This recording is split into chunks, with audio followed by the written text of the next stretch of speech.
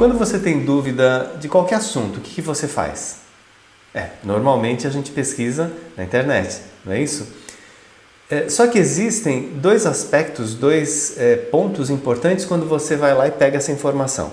A primeira é verificar se realmente ela é verdadeira, você sabe disso. Então, sempre é legal você olhar por várias fontes para que não pegue nenhuma brincadeira, nenhuma história falsa. E você sabe que a internet está cheia de histórias aí falsas, né? A segunda coisa importante é como é que você vai pegar aquela informação, aquele conhecimento e vai aprender sobre aquele assunto. E é justamente isso que eu queria conversar nesse vídeo aí com você. E para falar sobre esse assunto de aprender, eu vou usar um pontinho que certamente você aprendeu no ensino básico, no ensino fundamental 2, no finalzinho, lá no 9º ano, ou no ensino médio, que é a segunda lei de Newton. Eu sei que muita gente já aprendeu, não quer nem mais ver esse assunto, mas eu vou usar como referência para a gente discutir esse assunto de como aprender, tá certo? Então vamos lá? Essa é a expressão matemática que representa a segunda lei de Newton. F, a força, igual a massa vezes a aceleração. Então vamos supor que seja a primeira vez que você viu essa expressão. O primeiro passo é você entender cada um dos elementos, o que significa cada um dos elementos. O primeiro deles aí que a gente vai começar é o m. Esse m representa a massa de um corpo e é medida em quilogramas. Certamente você conhece muito bem esse conceito, porque quando você vai no açougue comprar carne, você fala assim, olha, quero tantos quilos de carne, né, quilogramas. Ou, uma coisa muito comum hoje em dia, aqueles restaurantes que eles chamam de por quilo. Na verdade, é um restaurante que você vai lá e a quantidade que você come, né, a quantidade que você vai colocar lá no seu prato, é medida em quilogramas. E aí, a partir disso, tem um certo valor.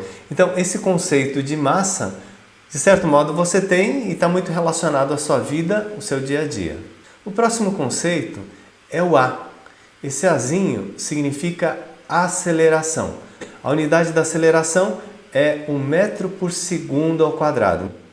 Vamos explicar de uma forma mais simples. Imagine o seguinte, você está dentro de um carro, olha o velocímetro variando. Então, o velocímetro está subindo, está aumentando.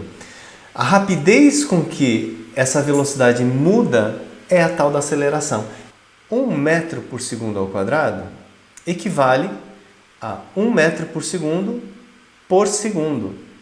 Pode parecer confuso, mas isso significa o seguinte, que a cada 1 segundo que passa, a velocidade muda em 1 metro por segundo. Então é isso aí. Aceleração tem essa conotação, é um conceito que a gente usa na física para medir o quão rápido a velocidade muda, certo? O último termo que falta dessa expressão é a força. E aí eu vou fazer o seguinte, eu vou usar a própria definição. A força é massa vezes aceleração. Então suponha o seguinte, que eu tenha um corpo de 1 kg e eu quero fazer esse corpo mudar a velocidade de 1 metro por segundo a cada segundo. Ou seja, eu pego o corpo e tenho que acelerar esse corpo em 1 metro por segundo ao quadrado. A força que eu tenho que aplicar para que isso aconteça, a gente chama de 1 Newton. E Newton em homenagem ao cientista que desenvolveu essa ideia. O último detalhe que falta a gente analisar, eu não sei se você notou, é bem sutil, é uma flechinha desenhada em cima do F e do A. E as grandezas que apresentam essa flechinha são grandezas vetoriais. Pode parecer complicado, mas é bem tranquilo. É assim, quando a gente fala da força, por exemplo, eu falei de 1 Newton. Uma coisa é eu falar nesse valor, a intensidade. Então, um número só basta para indicar a intensidade. Agora, se eu falo assim para você, eu vou aplicar 1 Newton nesse computador. Uma coisa é aplicar uma força de 1 Newton nessa direção vertical e para baixo. E outro resultado diferente é quando você aplica 1 Newton na direção horizontal e para a direita. Agora que você entendeu cada um dos elementos da expressão, o próximo passo é entender a expressão como um todo, ou seja, como é que esses elementos estão relacionados. No caso, a força sempre vai ser a causa de uma aceleração, que vai ser o efeito. Então essa expressão matemática que está aí é uma expressãozinha relativamente simples, né? Porque é uma tabuada entre m vezes a, multiplicação de MA dando F. Toda vez que um corpo estiver variando a sua velocidade, sempre que um corpo mudar a sua velocidade, é porque tem uma causa. O que faz mudar a velocidade? É uma força. Então, se a velocidade não muda, não tem aceleração, a aceleração é zero, significa que a força é zero. Eu não sei se você lembra disso, mas na verdade isso daí representa o princípio da inércia. Aceleração zero significa, e pode significar duas coisas. Ou o corpo está parado, em repouso, certo? Então, se ele está em repouso, ele vai continuar em repouso. A tendência dele é continuar em repouso. Significa que a força sobre ele é nula, ou a resultante das forças é nula, certo? A soma total das forças sobre esse corpo é zero. A segunda situação é quando um corpo caminha em movimento retilíneo uniforme. A aceleração aí também é zero. Ele não varia a velocidade.